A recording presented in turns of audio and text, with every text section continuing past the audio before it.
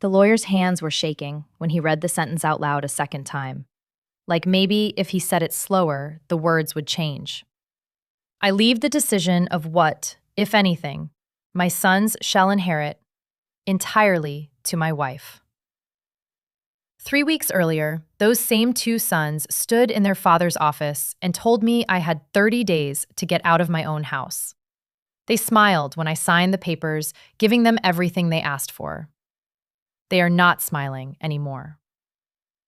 By the end of this video, you'll know exactly how a woman with no lawyer, no fight, and apparently no spine ended up holding all the power in a room full of people who'd already spent her husband's money in their heads.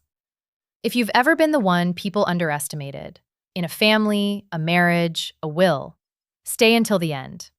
And drop the city you're watching from. I read every single one. Floyd had been gone 11 days when his sons walked into his home office and started talking about me like I was a line item. I want to be clear about something before I tell you what happened in that room. I wasn't some young trophy wife who married into money. I was 63 years old. I had spent 22 years as Floyd Whitaker's wife, hosting his business dinners, managing his household, sitting in hospital chairs during chemo appointments his own sons never once attended. 22 years. Sydney, 45, a lawyer himself, walked in first. Cold eyes, expensive suit, the kind of calm that comes from already knowing how a conversation is going to end. Edwin came in behind him, softer, sadder looking. The brother who says, "This is so hard for all of us," right before he takes something from you. They didn't sit down. Sydney just opened a folder. The house, $850,000. Theirs. The lake villa where Floyd told me he loved me for the first time, $750,000. Theirs. The business assets, $400,000. Theirs. And for me, a $200,000 life insurance check and 30 days to pack up a life I'd spent 2 decades building. I want you to remember that $200,000 number. It matters later. It's not even close to the real number. Then came the part that still makes my stomach turn when I think about it. There were medical bills, $180,000 in them. And because I was the wife, because I'd made decisions jointly with doctors during his treatment, the debt was mine to pay. Not the estate's, mine. Do the math. $200,000 in, minus $180,000 out. $20,000 to rebuild an entire life at 63. It's not personal, Colleen, Edwin told me. Dad always wanted the family assets to stay in the bloodline. Bloodline. After 22 years, that's the word he chose. They left me alone in Floyd's office that afternoon. No hug, no, we'll figure this out together. Just the sound of the front door, and through the window, the two of them standing by Edwin's car, heads together, already celebrating. What they didn't know, what they couldn't have known, was that their father had spent his last 6 months of life preparing for exactly this moment. And he hadn't told me a single word about it. Yet. That night, alone in the house that technically wasn't mine anymore, I went looking for something. I didn't know what. I just knew Floyd, and Floyd never left anything to chance. In the bottom drawer of his desk, underneath old receipts, I found a key. Old brass, worn smooth. It didn't fit any lock in our house. I want you to hold on to that key for a minute, because everything that happens in the second half of this story comes back to it. The next morning, I sat across from Martin Morrison, the attorney who'd handled Floyd's affairs for 15 years. I told him I wanted to sign everything away. No fight, no contest, just give Sydney and Edwin exactly what they were asking for.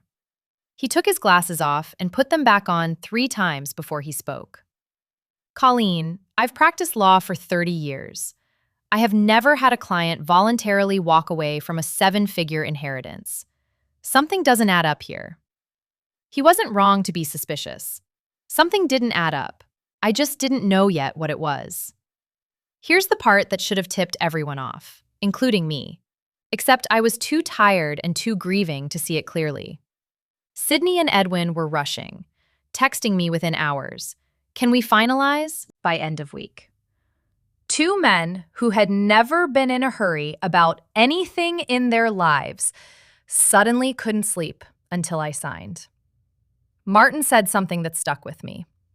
Men don't rush through probate unless they have reason to worry. I told him I needed time. What I really needed was to find out what that brass key opened. 2 days of searching every drawer, every cabinet, every box in that house. Nothing. Until I went through Floyd's wallet, the one the hospital handed back to me in a plastic bag, and found a bank business card tucked behind his driver's license, a handwritten box number on the back, 379. If you've ever found something a loved one left behind that completely changed how you understood them, comment "found" below. I want to see how many of you have a story like mine. The box was heavier than I expected. The bank manager told me only Floyd had access, and that he'd opened it himself just 6 months before he died, right around the time his mysterious business meeting started, right around the time his sons suddenly got very attentive. Inside wasn't a will. It was a paper trail.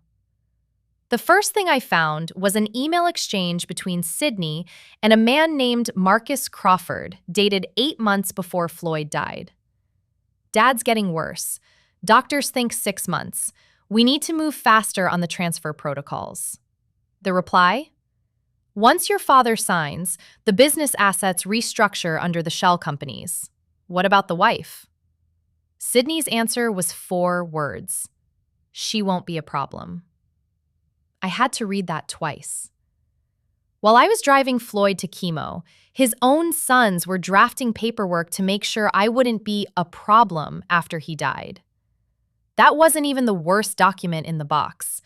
Next was a bank statement, an account I'd never seen called Whitaker Holdings LLC. Balance? $4.7 million. A note in Floyd's handwriting. "This is our real savings. The boys think everything's tied up in the house and business. I moved it months ago. I was trying to protect us." We weren't comfortable. We were quietly, deliberately wealthy. And Floyd had hidden that wealth from his own sons because he'd already figured out what they were planning. Then a private investigator's file. Sydney, $230,000 in gambling debts, racked up on regular trips to a casino in Reno. Edwin, his consulting business, was a front for failed investment schemes that had cost elderly clients nearly $300,000 of their retirement savings.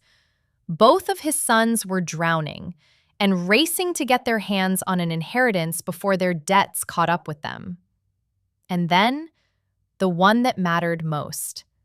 A neurologist's report, dated 3 months before Floyd's death, confirming he had no cognitive impairment whatsoever. Sharp, competent, fully aware.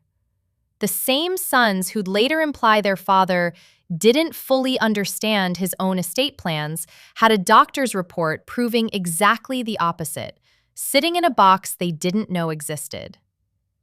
The final document was a second will, dated 6 weeks before Floyd died, held by a completely different law firm, Mitchell and Associates, not the firm Sydney had brought documents from.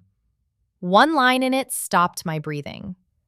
"I leave the decision of what, if anything, my sons shall inherit entirely to my wife, trusting her judgment to determine what they truly deserve." And tucked at the bottom of the box, an envelope with my name on it, marked, "Open only after reading everything else." I'm not going to read you every word of that letter, but I'll tell you what mattered. Floyd had grown suspicious months earlier, when his sons suddenly became unusually attentive during his illness. Not out of love, he wrote, but because they were positioning themselves. So quietly, without telling me, he hired an investigator, moved the real money somewhere only I could touch, and did one more thing his sons never saw coming. He took out mortgages, $1.2 million on the house, $800,000 on the lake villa. Properties that were once paid off in full, now leveraged to the maximum, on purpose. The boys think they're inheriting the house and the business, he wrote. What they don't know is they're inheriting debt. The $200,000 life insurance number they'd quoted me, also a lie, or rather, an outdated number.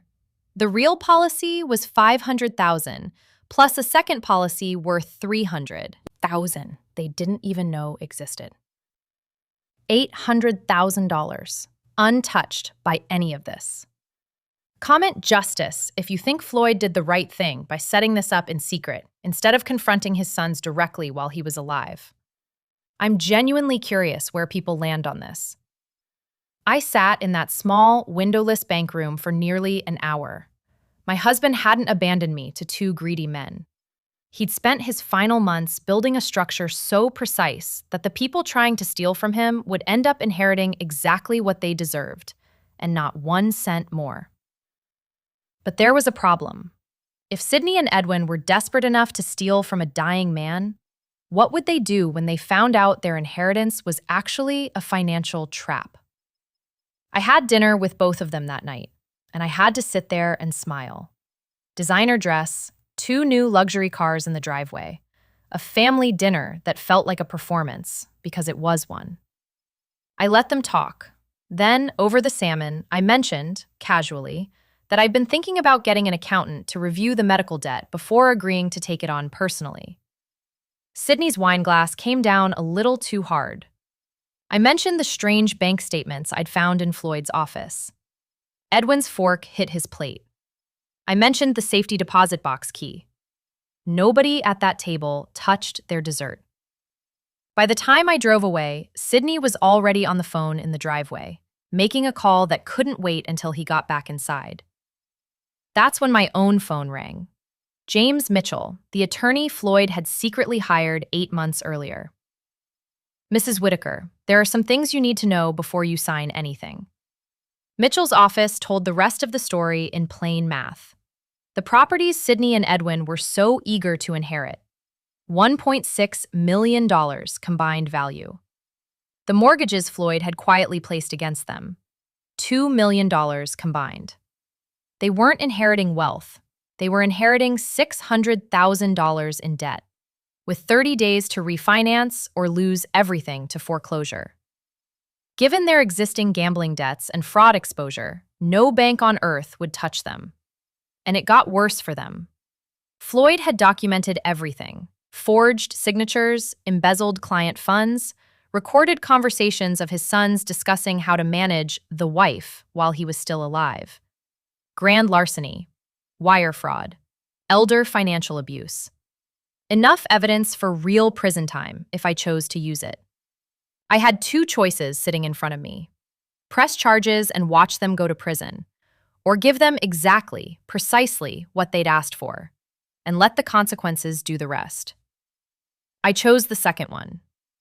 Back in the conference room where this whole thing started, Sydney tried one more time to play the concerned son. "We're worried someone's taking advantage of your grief, Colleen." I told him the truth, slowly, watching his face change with every sentence. The real will, the hidden accounts, the mortgages, the investigator's file with his name on it. "You're lying," he said. He didn't believe it. He just needed it not to be true. I handed him a gift deed I'd had drawn up that morning. The house, the villa. Exactly what he'd demanded 3 weeks earlier in that same room, with the mortgages attached. "This is harassment," Edwin said. "You can't prove any of this." James Mitchell opened his briefcase. He could. They signed.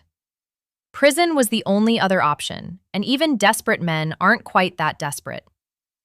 3 months later, I sold what was left to sell and moved into a cottage on the Pacific in Carmel, paid in cash, with more money left over than I'll spend in several lifetimes. Sydney filed for bankruptcy and is in court-mandated gambling treatment. Edwin moved back in with his mother and works nights at an airport hotel. His wife filed for divorce within the year. I planted roses, the same kind Floyd and I grew together. I took up watercolor. I started volunteering and eventually founded something in Floyd's name. A foundation that helps people, mostly women, recognize financial abuse inside their own families before it's too late. If you made it this far, comment stronger if you think Colleen came out of this stronger than she went in. And tell me, would you have done what she did or pressed charges instead? He didn't just protect me after he was gone. He proved, one document at a time, that he'd seen exactly who his sons were, long before I did. Thanks for watching until the end.